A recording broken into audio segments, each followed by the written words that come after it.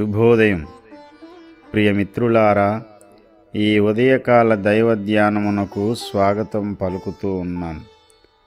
దేవుని పరిశుద్ధ వాక్య భాగములో నుండి 42వ కీర్తన 4వ చరణం చదువుకుని దేవుని వాక్యమును ధ్యానము చేద్దాం. జనసమూహముతో పండగ చేయుచున్న సమూహముతో నేను వెళ్ళిన సంగతిని, సంతోషము కలిగి స్తోత్రములు చెల్లించుచు నేను దేవుని మందిరమునకు వారిని నడిపించిన సంగతిని జ్ఞాపకము చేసుకొనగా నా ప్రాణము నాలో కరిగిపోవచ్చున్నది.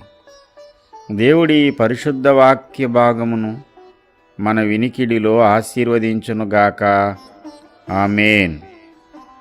ప్రియమిత్రులారా, ఈ 42వ కీర్తనలో కోరహు కుమారులు దేవుని సన్నిధి పట్ల గతకాలములో వారికున్నటువంటి ఆనందము, అనుభూతిని గూర్చి పంచుకుంటూ ఉన్నారు.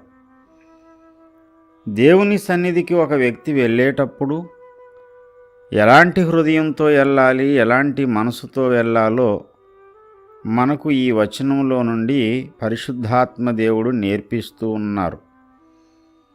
సంతోషము కలిగి స్తోత్రము చెల్లించుచు నేను దేవుని మందిరమునకు వారిని నడిపించిన సంగతి జ్ఞాపకము చేసుకొనగా. దేవుని సన్నిధికి కొంతమందిని వీరు నడిపించిన అనుభవం ఉందట. ఏ విధంగా నడిపించారు అంటే సంతోషంతో నడిపించారు. స్తోత్రములు చెల్లించుచు దేవుని ఆలయంలోనికి, మందిరములోనికి కొద్ది మందిని నడిపించారు. జనసమూహముతో పండుగ చేయుచున్న సమూహముతో నేను వెళ్ళిన సంగతిని జ్ఞాపకం చేసుకుంటున్నాను అంటాడు కీర్తనాకారుడు. ఆ విషయాలు జ్ఞాపకానికి రాగానే ఏమైంది అంటే ప్రాణము కృంగిపోయిందట, కరిగిపోయిందట. ఎందుకండి? దేవుని సన్నిధానమునకు ప్రజలను నడిపించిన సంగతి జ్ఞాపకం చేసుకుంటే ప్రాణం ఎందుకు కృంగిపోయింది, కరిగిపోయింది అంటే ఆ అనుభవము, ఆ ఆనందము, ఆ సంతోషము ఈనాడు లేదు. ఎందుకో ఆత్మీయ జీవిత ప్రయాణంలో సంక్షోభం ఏర్పడుతూ ఉంటుంది. ఈ సంక్షోభాన్ని, ఈ వెలితిని, ఈ లోటును సవరించుకోవడానికే మనకు దేవుడు సమయాన్ని ఇచ్చాడు. సమయమును పోనీయక సద్వినియోగం చేసుకొనొచ్చు అజ్ఞానుల వలె కాక జ్ఞానుల వలె నడుచుకోమని ప్రభు ఆజ్ఞాపిస్తున్నాడు. అవును ప్రియమిత్రులారా, దేవుడు ఈ భూమి మీద ఇంకా బ్రతకడానికి ఆయుష్ పొడిగించాడు. నూతన సంవత్సరంలో ప్రవేశపెట్టాడు. దేనికి అంటే మన నడకను, మన అడుగులను సవరించుకోవడానికి, మన తీర్మానమును నూతనపరుచుకోవడానికి. గతకాలంలో ప్రభు సన్నిధికి కొంతమందిని నడిపించావు, నువ్వు నడిచావు. ఎందుకో ఆనాటి ఆనందము, ఆనాటి సంతోషము, ఆనాటి అభిషేకము ఈనాడు కొదువైపోయింది, కానరావడం లేదు. అదే ఆలోచనతో, దుఃఖముతో కృంగిపోయే కంటే నీ దర్శనాన్ని నూతనపరిచే దేవుడు నీకుంటుండగా, సమస్తమును నూతనముగా చేసే దేవుడు నీ జీవితంలో కూడా నూతన ఆలోచనలు పుట్టించే దేవుడు నీకు తోడై ఉంటుండగా మరలా పనికి పూనుకో.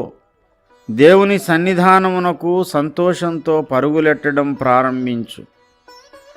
మోకరించి ప్రభుతో మాట్లాడడానికి కానీ, ఆదివారమున దేవుని సన్నిధిలో గడపడానికి కానీ జాగు చెయ్యొద్దు, సాకులు చెప్పొద్దు.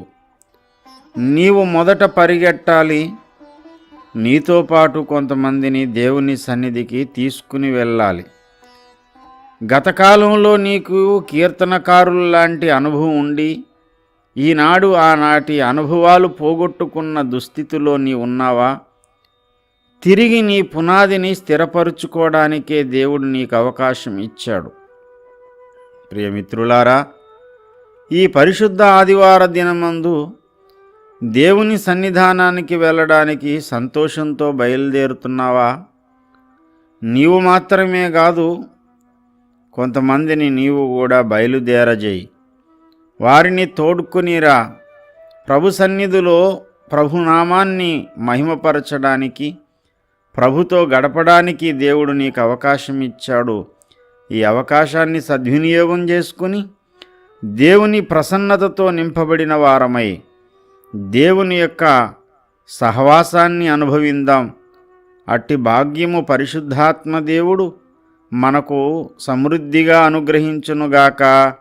ఆమేన్.